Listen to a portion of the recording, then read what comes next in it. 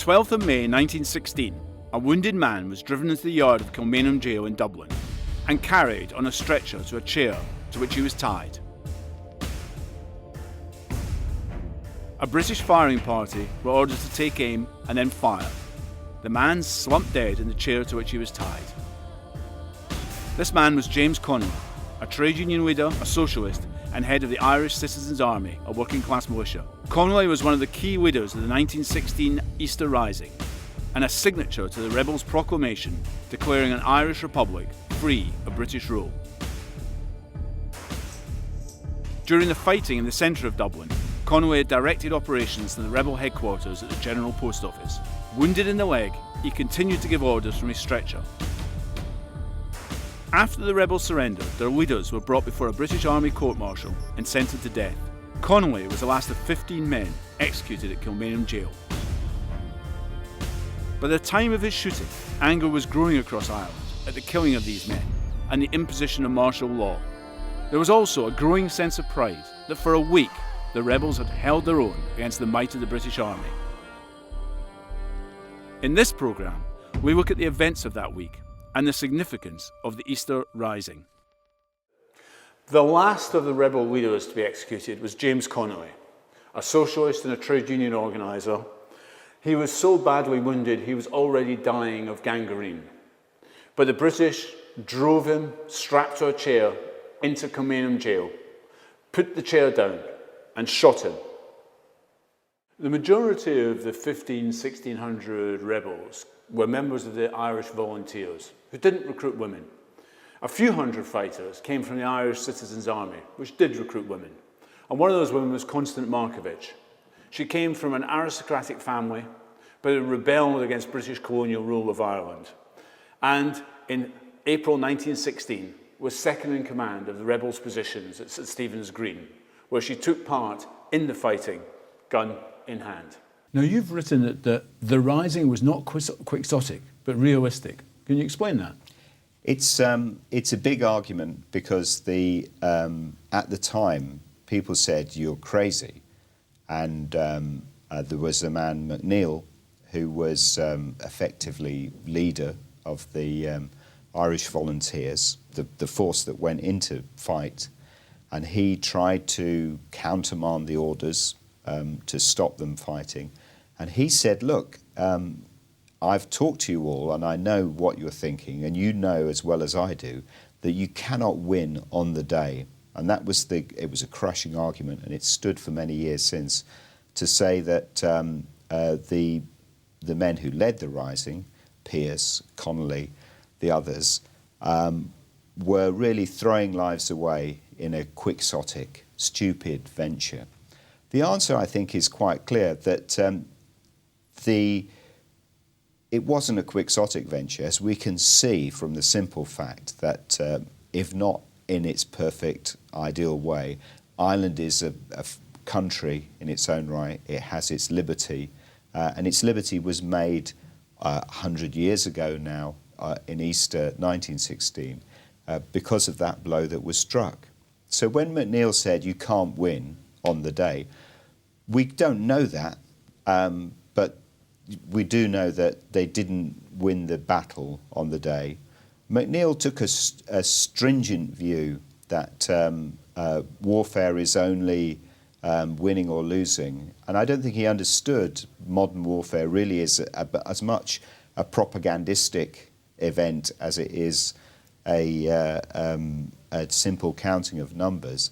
The fact of making the war, of bringing the war to the British Empire, was the thing that made it possible for Irish people to throw off the British Empire. And these photos show the aftermath of the bombardment of Dublin city centre during the Easter Rising. The British brought in heavy artillery, and they used a warship in Dublin Bay to bombard central Dublin in an effort to crush the rising. After 5 days of fighting, the city centre was much in flames, and civilian casualties were mounting. The General Post Office, the rebels' headquarters, was reduced to virtual ruins, and the rebels were forced to evacuate the GPO and then surrender in order to save further civilian casualties. The extent of the damage to Dublin is apparent in these photographs of central Dublin taken in the immediate aftermath of the Rising. Much has been made of the hostility of the Dublin population to the rebels when they surrendered, but recent research has rather challenged that view, that there was that level of hostility. There wasn't as much as what you're led to believe. Even when I was growing up, I was always led to believe that once they surrendered, the population was out to kill them, basically, to tear them apart at the seams. But if you were to go down to Boland's Bakery, when they came out, people cheered and clapped them. You've got even the South Dublin Union, when Kent surrendered and he marched down to the Marylebone Lane for their surrender as well, to take them in. There was people standing around. No one was cheering, but no one was giving them any grief. And he famously said to them, like, where were you men when you were needed?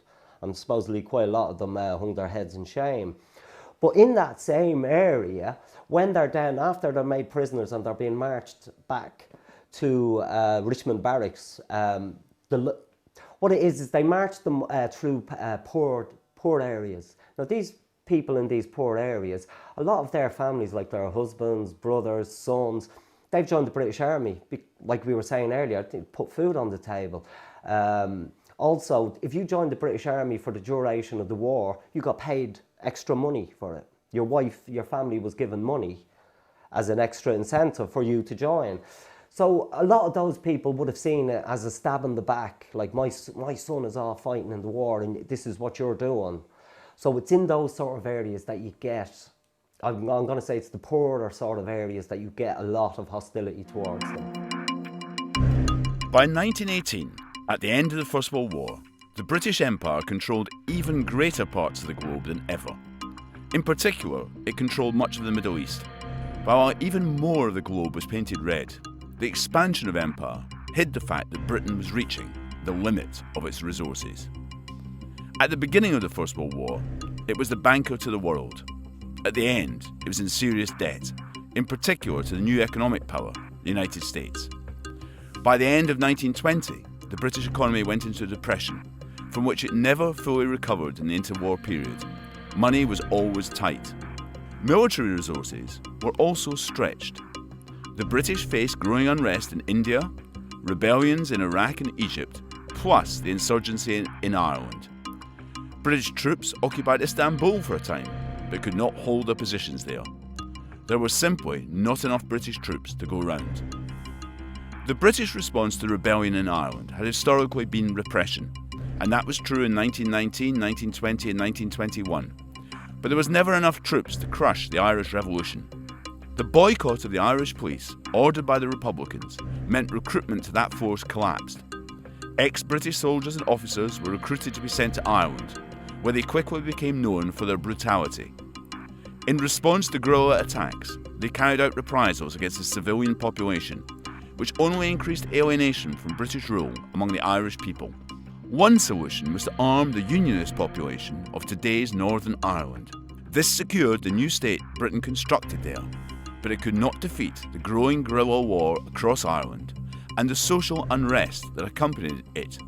The Republicans were labelled terrorists and murderers by the British government and press, but that could not hide the fact that they had popular support and that a majority of the Irish people had voted for the Republican Party, Sinn Féin.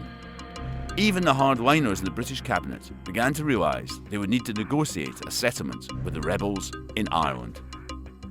Between 1916 and 1918, support for the Irish Republicans swelled till they gained a landslide victory in the general election at the end of 1918. Yes, it's often upset people, the idea they didn't go to a vote first, they didn't seek a political mandate. But really there was no mandate to be sought, there was no election. Elections were cancelled, there was a Defence of the Realm Act, it was a dictatorship, a military dictatorship under a lieutenant governor. There was no possibility of asking people to tick a ballot box for independence. Home rule had been denied them by force. They were under repressive means. And that's what changed for the Irish people in such a dramatic way, which led to the election, the general election, the United Kingdom general election. Almost all of the seats in Ireland went to the Sinn Féin party, as it had come to be known. We stand alone, it means in effect, and that was their ideal. They said we'll stand alone, and it was a sweeping landslide that nobody really believed or expected on either side, that they would be so decisively supported. Well, that's a rather complicated question. First of all, it's clear that the British were not going to concede simply to a democratic mandate, so something else beyond voting was required. Now, the traditional answer is to say, if you don't vote, the only other way of doing it is through armed struggle.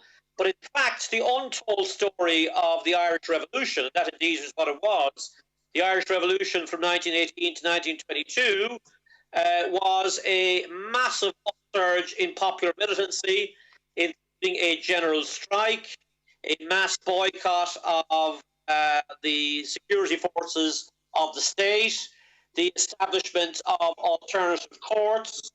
And yes, as part of that, there was an armed struggle that involved that approximately 100,000 people joined the Irish Volunteers. 20,000 of them probably took part, were more active members of that volunteer force. This is the armed force that took on the British state. So I would say it was the armed struggle plus the mass popular resistance that, if you like, brought about some achievements. But we should also say that the attempt by the Republican leaders to confine the struggle to a purely mass struggle also paved the way for a shoddy compromise, which became the formation of the Irish Free State and an eventual counter-revolution, which was supported by the British to reimpose law and order on the country.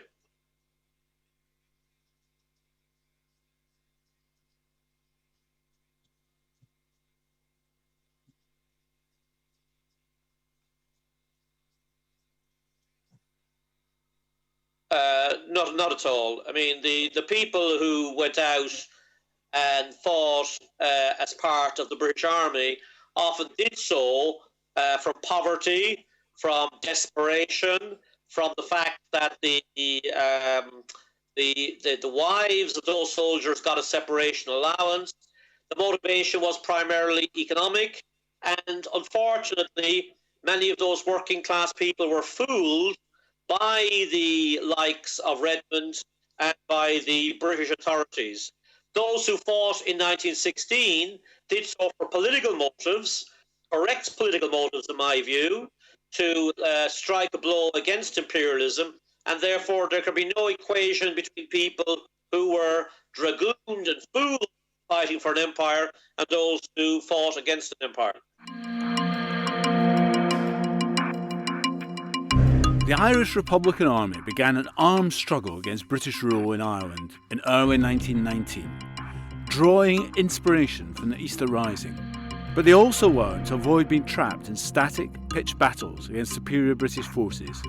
Rather, they employed hit-and-run guerrilla attacks, exploiting their knowledge of the countryside and cities. In that way, they could make up for the lack of weapons. Britain responded with a policy of coercion and reprisals, which helped fuel support for the Republicans. Some 1,600 volunteers fought for Irish independence in Easter week 1916. At the beginning, they were met with bemusement and some hostility by the people of Dublin. But as they held on for a week against superior forces, a sense of admiration grew. There was also growing opposition to Britain's declaration of martial law and then to the execution of 15 leaders of the Rising.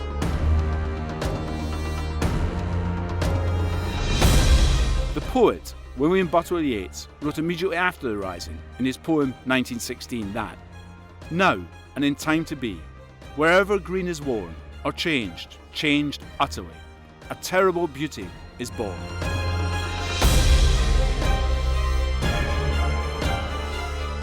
Two years after the Rising, the Republicans won a majority of parliamentary seats in Ireland and set up their own parliament in Dublin, declaring independence. As it met, Republican forces began a guerrilla war against British rule.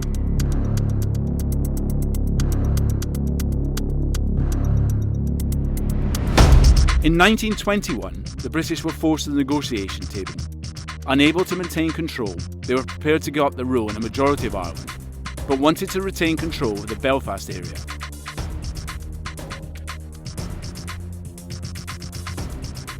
Using a policy of divide and rule, they succeeded in partitioning Ireland, a policy they repeated elsewhere, most notably in India. The effects of this would come home to roost later on. The 1916 Easter Rising and the fight for Irish independence which followed represented a major blow to British imperial rule. It served as an example to those in India, Egypt and other British possessions who wanted to be free of colonialism.